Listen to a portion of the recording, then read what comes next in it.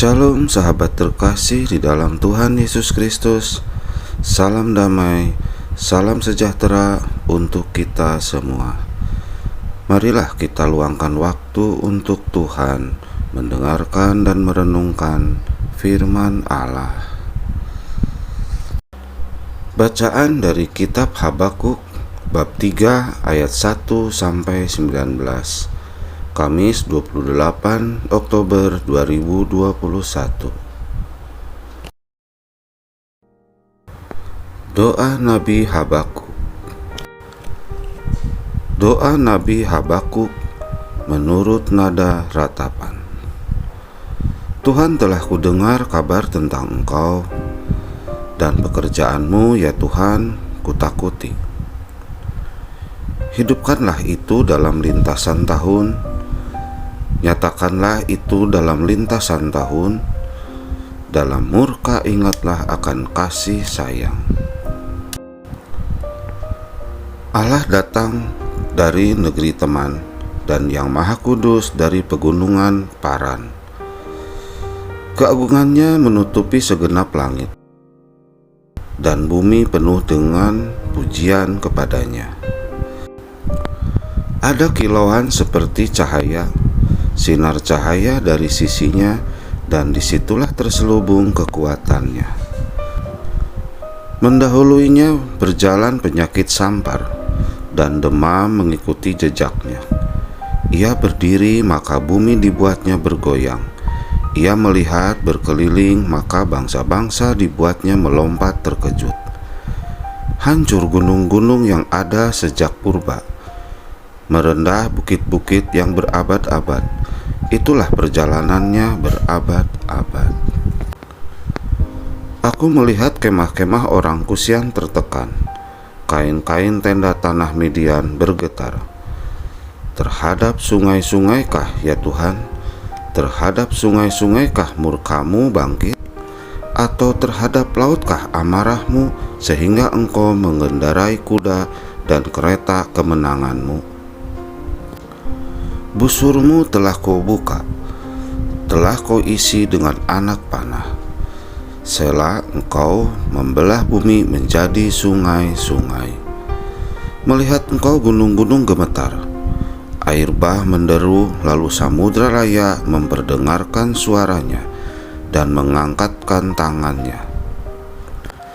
Matahari bulan berhenti di tempat kediamannya, karena cahaya anak-anak panah-Mu yang melayang laju, karena kilauan tombak-Mu yang berkilat. Dalam kegeraman Engkau melangkah melintasi bumi, dalam murka Engkau menggasak bangsa-bangsa. Engkau berjalan maju untuk menyelamatkan umat-Mu, untuk menyelamatkan orang yang Kau urapi. Engkau meremukkan bagian atas rumah orang-orang fasik, dan Kau buka dasarnya sampai batu yang penghabisan. Engkau menusuk dengan anak panahnya sendiri, kepala laskarnya yang mengamuk untuk menyerahkan aku dengan sorak-sorai, seolah-olah mereka menelan orang tertindas secara tersembunyi. Dengan kuda-Mu Engkau menginjak laut, timbunan air yang membuih. Ketika aku mendengarnya, gemetarlah hatiku. Mendengar bunyinya menggigilah bibirku. Tulang-tulangku seakan kemasukan sengal, dan aku gemetar di tempat aku berdiri. Namun dengan tenang akan kunantikan hari kesusahan yang akan mendatangi bangsa yang bergerombolan menyerang kami. Sekalipun pohon ara tidak berbunga, pohon anggur tidak berbuah, hasil pohon zaitun mengecewakan, sekalipun ladang-ladang tidak menghasilkan bahan makanan. Kambing domba terhalau dari kurungan, dan tidak ada lembu sapi dalam kandang. Namun aku akan bersorak-sorak di dalam Tuhan, beria-ria dalam Allah yang menyelamatkan aku. Allah Tuhanku itu kekuatanku. Ia membuat kakiku seperti kaki rusa. Ia membiarkan aku berjejak di bukit-bukitku. Demikianlah sabda Tuhan. Syukur kepada Allah. Tema hari ini adalah pendisiplinan Allah. Pendisiplinan yang dilakukan oleh orang tua kepada anak-anaknya memiliki tujuan yang baik dalam pembentukan karakter. Tidak pernah ada orang tua yang baik yang ketika mendisiplinkan anak-anaknya berharap akan kecelakaan mereka. Nabi Habakuk di dalam doanya memuji Allah karena Tuhan menjawab doanya bahwa kejahatan tidak akan terus-menerus menang. Semua ada di dalam kendali kedaulatan Tuhan. Habakuk tahu bahwa Allah akan mendisiplinkan Yehuda dan ini bukan keadaan yang mudah untuk diterima. Habakuk belajar untuk menerima kehendak Allah. Ia berdoa memohon pertolongan dan belas kasihan. Ia tidak berdoa agar dilepaskan dari pendisiplinan yang akan dijalani umat Allah. Tetapi ia belajar untuk menerima bahwa Yehuda memang perlu masuk ke dalam proses pendisiplinan dan belajar dari proses itu.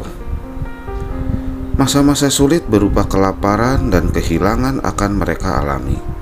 Dan sang nabi belajar untuk bersuka cita di dalam Tuhan. Allah lah yang menjadi kekuatan dalam menghadapi masa-masa sulit nanti. Kesadaran bahwa Allah masih bekerja sampai hari ini seharusnya bahwa kita pada satu keyakinan bahwa Allah selalu menyertai umatnya dalam menjalani masa-masa tersulit sekalipun. Keadaan berat yang ia izinkan hadir tidak akan pernah melebihi kekuatan kita untuk menanggungnya. Dalam saat seperti itu, doa yang kita naikkan bukanlah agar kita diluputkan, melainkan supaya kita memperoleh belas kasihan Allah dan kekuatan untuk menanggung semuanya. Keberanian untuk belajar menerima akan memberi kita pengalaman baru dalam relasi kita bersama Tuhan. Maka dalam keadaan yang tidak baik pun kita tetap dapat bersorak di dalam Tuhan dan beria-ria di dalam Allah yang menyelamatkan kita. Selain itu kita tetap menyadari bahwa Tuhanlah yang menjadi sumber kekuatan kita pada masa-masa pendisiplinan itu. Dia adalah Bapa yang mendisiplinan kita dengan belas kasih supaya kita mengalami pemulihan dan pembaruan sepenuhnya di dalam Dia. Demikianlah sabda Tuhan. Terpujilah Kristus.